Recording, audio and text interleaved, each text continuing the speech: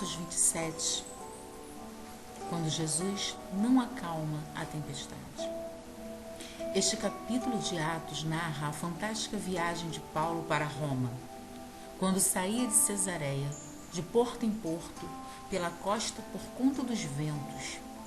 A tempestade atrapalhava a viagem e atrasava o destino, que para a tripulação era cada vez mais distante, já que acabara a esperança devido a tantos impedimentos naturais. Em várias passagens da Bíblia, vemos a tempestade e o mar como comparações de adversidade para as nossas vidas. O diferencial entre esta situação e as demais relatadas pelos evangelhos é que nos evangelhos a própria pessoa de Jesus acalma a tempestade. Muito fácil imaginar a pessoa de Jesus acalmando a tempestade ou até andando sobre as águas, porém neste contexto Jesus não acalma a tempestade e nem Paulo, nem Lucas, nem Aristarcos caminharam sobre as águas. Não, desta vez não houve nada sobrenatural. Os servos do Senhor passam pela tempestade do início ao fim.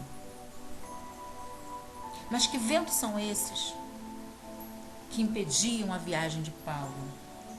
Que ventos são esses que impedem a nossa viagem? São os ventos contrários. Os ventos aqui, eles anunciam a tempestade.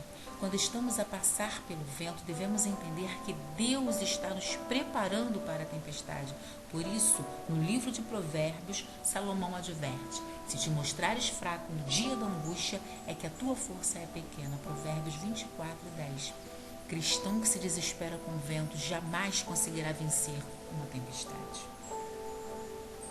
Os ventos contrários são aqueles que tentam nos levar para direções opostas do que nós planejamos. São as situações da vida que prolongam o tempo para o nosso objetivo ser alcançado. Passado o vento contrário, veio um outro vento, veio o vento euroquilão.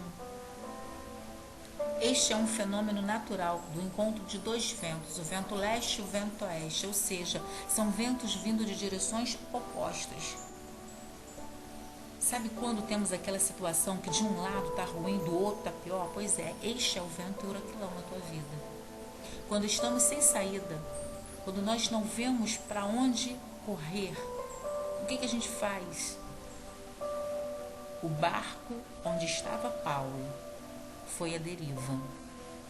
Eles deixaram o barco ser levado. É isso que a gente faz, a gente entrega na mão de Deus e deixa Deus levar.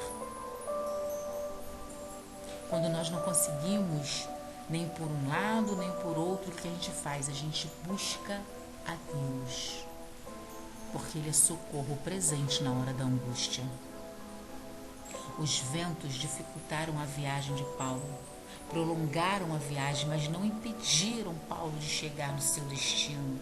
O destino de Paulo era Roma e Deus era com Paulo.